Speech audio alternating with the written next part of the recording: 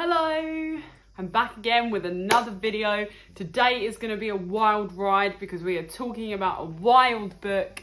This is probably the craziest book I've ever read, so buckle in, come along for the ride. If you're new here, we talk about books, we just have a chat, have a little waffle, so don't forget to click subscribe and let's get on with the video. Today I'm going to be talking about a TikTok crazy book called Butcher Blackbird. I first saw this actually not on TikTok, but when I was doing some research for my judging viral TikTok books by their covers, I actually judged this cover and I said in it, I have no idea what this is going to be about. And boy, could I have never guessed what it was going to be about. So this book is about serial unaliving and a love story at the same time. And I thought, how's it possible? You know, how is it possible? But she actually does make it work. You do still have a nice love story. What do you know, eh? Didn't expect that. So I gave this book 2 stars. It was good, but it definitely had a Wattpad-esqueness, and I didn't like all of the elements of the book, but a lot of the love story was actually quite good because it spoke a lot about insecurities and things that I feel are sometimes important to include in romance, just to show that not everything is perfect. So I did really like that aspect of the book. I actually lied, I'm sorry. I gave this book 2.5 stars. I gave it a 5 out of 10, literally split down the middle for the same reasons. There were some things I really liked and some things I really didn't like. It was definitely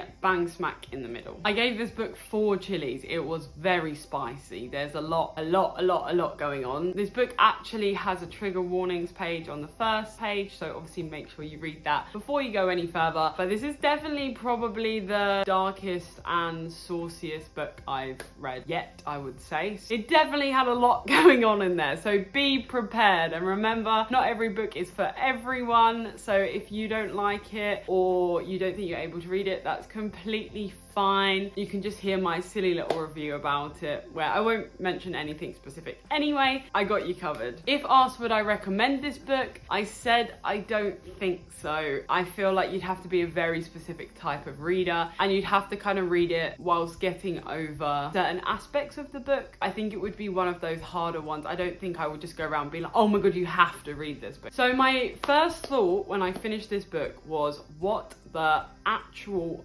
fuck did I just read? That was my first honest thought. I was like, but the problem is I actually was excited to read it. It definitely kept me captivated. I wanted to know what was going to happen next, but at the same time I had to be like, I don't want to sometimes. I'm a little bit of a child, I guess, but I didn't want to read it at night. So I was actually reading P&P at night, which I'm still reading, Pride and Prejudice, sorry. I didn't realise I even shortened that word then. But it's just one of those ones that could maybe play on your mind a little bit. It's definitely quite graphic and quite gory. And I feel like that's probably one of the things I struggle a little bit more with. I definitely have a good gore tolerance, but sometimes it was a little bit like, oh, I don't know if I like that too much, you know? But I felt like it was one of those things where you kind of put it aside because you wanted to keep reading the love story between the 2 characters. So I feel like it was a good balance, but it definitely was weird. I will put that out there, it was weird. I am actually intrigued to read the second book, and I didn't think that would be the case when I first started the book, so that's pretty cool. I said in one of my recent videos about how when you first finish a series you want to go into a book that's a standalone or a duology. Now this book does have a second part, and I'm assuming gonna have a third part coming out in the future. However, the second part isn't even out till June, so I don't really feel any pressure or obligation to have to read the next book. It was quite a nice book to read after just finishing a big series because it was very, I want to say non-committal. You know, if I'd read 10 pages and hadn't finished it, it wasn't the end of the world. It definitely served its purpose, so it can have a thumbs up for that. It had a nice cliffhanger ending, which was really cool. I liked that it wasn't super frustrating of an end. It was actually it came to quite a nice ending, and then you had the little bit of the cliffhanger leading into the second book. There was a bonus little scene at the end, which was kind of cool. It reminded me after when you're watching a film, you're waiting for the credits to see if there's that little extra one. I did quite like that. That's quite unusual in books. So I guess that was also a thing I enjoyed about it. It is funny though, because it does kind of unnerve me that this is where we're at now.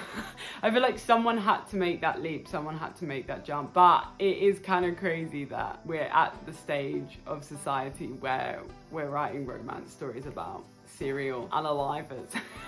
It's pretty, I don't know, should we be worried? Should we be concerned? I'm gonna let you answer that one. I don't know. I mean, I've read it now. Do I feel like I've changed because of it? Not really. Did I think it was weird when I was reading it? Yes. Would I have liked someone to see I was reading that on the train? Probably not. It was definitely a Kindle book. I'll put that out there. It was definitely a Kindle book. Like one that you just want to be like, click through. I don't think I would ever want the physical copy of it. But I am excited to see where it goes as the story progresses. So maybe you'll get a second part when the new book comes out. Maybe I'll never read the books again. Who knows? We'll have to see. But on the whole, it was a decent read. Like I said, very middle of the road, halfway. I couldn't fault it entirely, although the premise itself was a little bit terrifying. I feel like, as I keep saying, the actual romance side of it was pretty good. There was definitely spice in there, and I feel like for the most part, it actually wasn't that bad. Like, there were definitely very weird bits in it, and there was a good plot twist as well, which I also enjoyed. I don't know, there was definitely a lot of sus things going on there. Make sure you read the trigger warnings. As always, it literally is on the first page of the book, so don't worry. I don't think I would recommend this book unless it sounds like something up your street. I kind of read it more for the fact that I just wanted a book that would be quick, and I guess it was popular, so I was able to make a video about it. But I don't think I would necessarily be rushing to tell people to read this book. So if it sounds like a bit of you, let me know. Let me know if you've read this book in the comments below. I'd love to hear your thoughts about it. Are you kind of terrified at the fact we're now having love stories with serial unalivers,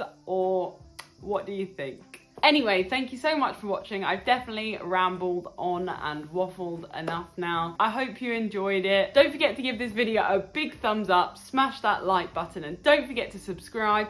Have you checked? Are you subscribed? Are you? That's what I thought. And as always, until tomorrow, I'll see you in the next one. Bye!